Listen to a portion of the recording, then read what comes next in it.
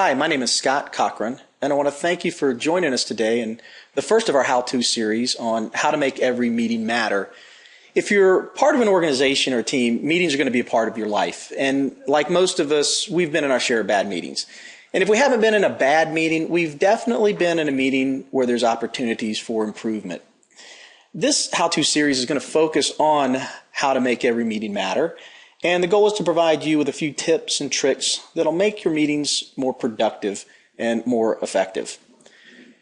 We're going to cover the basics of an effective meeting in this order. First of all, why are you meeting and what's the purpose of the meeting? Then we'll take a look at preparing your meeting, followed by how to run an effective meeting, how to orchestrate decision making, and then what to do when bad things happen in good meetings. And then finally, we're going to show you a few things that you can do to help a meeting along if you're a member and it still seems to not be going as expected. So there are really only three reasons to meet, and they are to inform and bring people up to speed, to seek input from people, or to ask for approval. Anything outside of these reasons is mainly for social aspects, and that's fine as long as everybody understands that beforehand. So make sure that before you start, you understand the reason that you're meeting. The preparation for an effective meeting begins long before the actual meeting starts. Scheduling a group is often the most difficult because, let's face it, we're all overscheduled as it is. But given that, here are a few guidelines that can help. First of all, avoid back-to-back meetings if at all possible. This keeps one long-running meeting from interrupting the start of your meeting. And although it might sound counterintuitive, first thing in the morning and end of day scheduling are actually not very good for meetings. First thing in the morning, everyone's hurried to try to answer either email or try to return messages. And at the end of the day, people are starting to wind down and they're not quite focused. Finally, you want to avoid at all costs last minute meetings. And you'll see why in a minute. It has to do with preparation, it has to do with purpose, and it's something that you just want to avoid. And you also want to make sure that you don't have long meetings. And by what I mean by long is anything longer than 1 hour is typically not going to be effective. There are some exceptions to that, but for the ground rules, let's stick with 1 hour. If it needs to be a little longer than an hour or significantly longer than an hour, break it up into several sessions. Another way to make sure your meeting gets off to the right start is to make sure your room is properly set up beforehand. There's nothing more frustrating than arriving at a meeting and spending the first several minutes picking up the room and waiting for the meeting organizer to set things up. So the rule of thumb is to get there 15 minutes early, 10 to 15 minutes early, and make sure that you clear any distractions before your guests arrive, before your meeting participants arrive. Arrange your agenda that should be prepared beforehand and any handouts you have in front of the seats. Set up any of your visuals. If you have a whiteboard off to the side or a flip chart that's going to be in use, make sure that those are ready to go. And then finally, check technology. We've all been in a meeting when the technology doesn't work from the beginning, and that's another thing that eats up time and eats up the process of having an effective meeting as well. An extension of the room preparation is the material and people preparation. And this includes everything from understanding why you're meeting to ensuring that you get the right people in the room for your given purpose.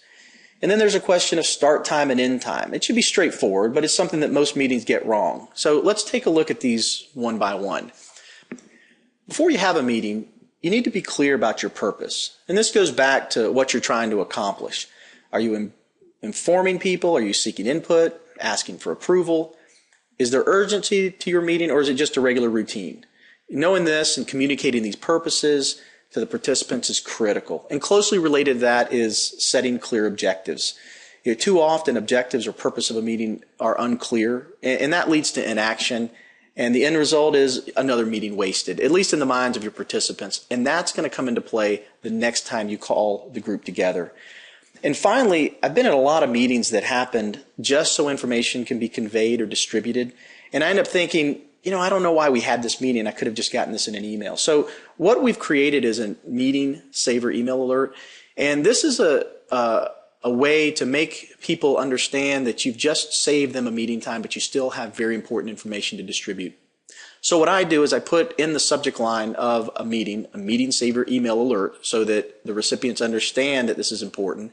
And then I proceed to list the information that needs to be distributed. It's a great way to save time, and it makes us focus on whether we need a meeting or not. And people will begin to appreciate Meeting Saver Emails Alert in the long run. The next thing you need to make sure that you do is to create an agenda, and the critical piece of that is distribute it in advance. Provide any background, parameters, and context if necessary so that everyone comes to the meeting ready to go.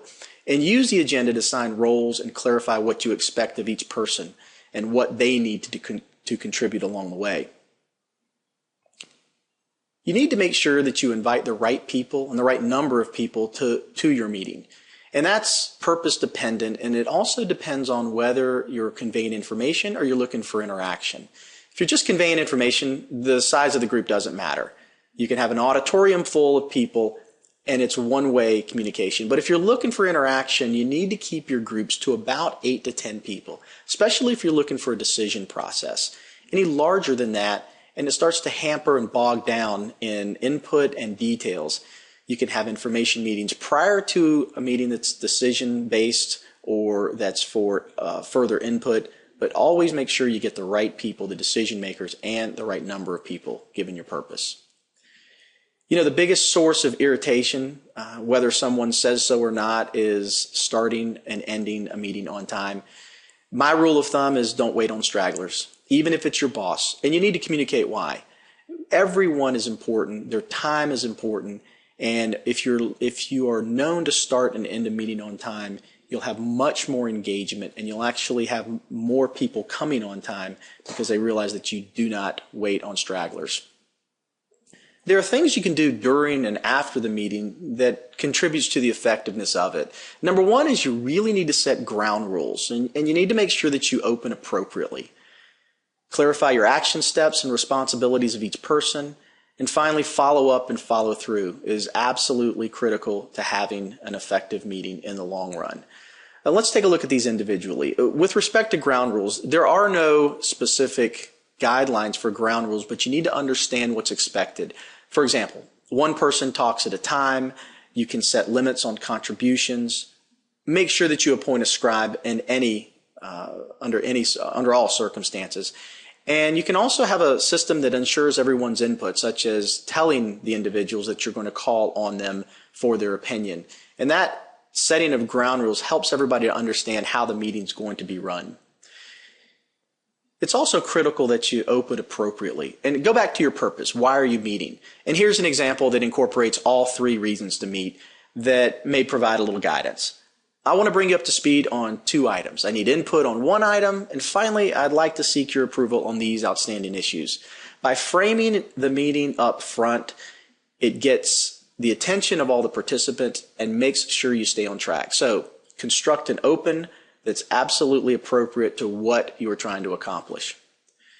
Make sure you clarify your action steps and responsibilities. You always need to identify what resources are needed and who must provide input or approval and what needs to occur. And this happens not only during the meeting, but at the end of the meeting when you're finalizing responsibilities. When you're wrapping up a meeting, you need to make sure that you follow up and follow through. Meeting notes are critical, but detailed minutes aren't nearly as important as key points, the decisions made, action steps, responsibilities, and time frame. So don't get lost in the detail of the minutia, but make sure that you understand and everyone understands what's expected of them once they do leave the meeting.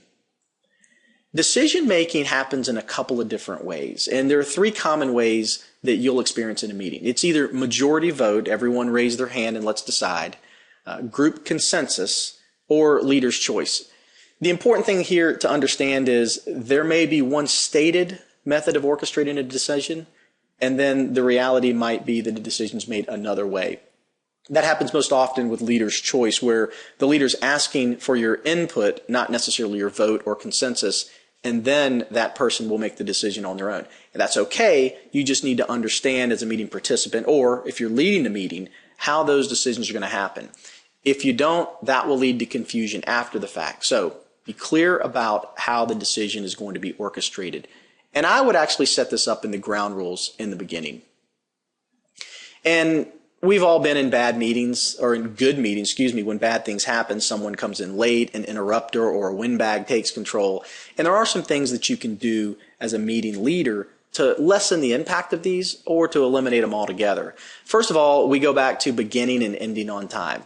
Absolutely do not recap or restart a meeting for a latecomer. If it becomes chronic, then privately ask why he or she missed the part of the meeting and see if there's some reason, underlying reason. A lot of times they might have a standing meeting beforehand that always runs long. But make sure you reiterate why you've asked them to be at the meeting and the importance of them being there on time. But under no circumstances should you back up and start the meeting over. That just reinforces the behavior of it's okay to be late. Another thing that happens in meetings that probably is a source of much frustration is when an interrupter or someone who just loves to talk takes control. As the leader, you can do a couple of things. One is you can thank him or her for the input and call on someone else. The example would be, thanks, Scott. I appreciate that point. Lisa, what do you think? That immediately shifts the focus to another contributor and hopefully will reduce the interrupter's piece of the equation. If it gets a little bit further than that and that doesn't work, you have to be direct. Please let Lisa finish and then move on to the next person. Finally, if nothing seems to work, pull the offender aside, speak with them offline and offer to meet with them. They might have some things to say that they don't think are getting out in the meeting, and you can take that offline and then also to reiterate how important it is that everyone contribute.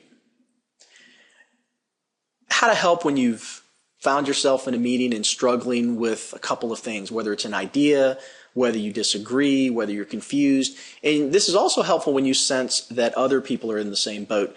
Because if you're confused or if you disagree, chances are someone else feels the same way.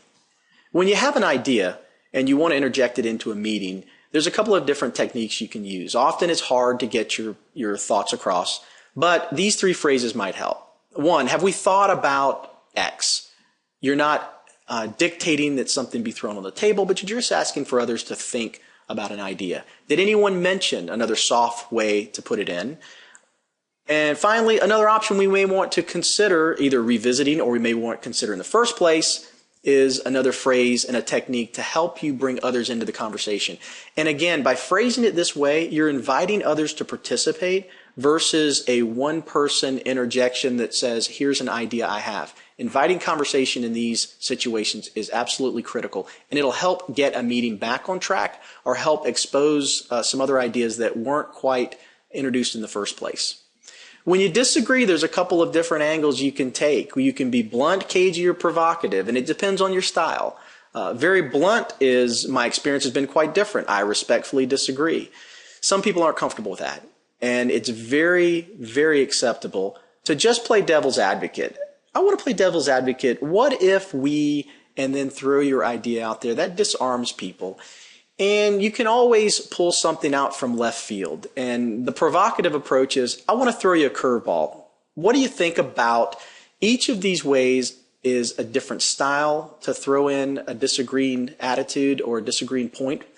And you need to find out what works best for you and what you're comfortable with and what's more effective within your group setting. When you're confused, you really need to let people know. If you're confused in a meeting, the chances are there are others confused with you.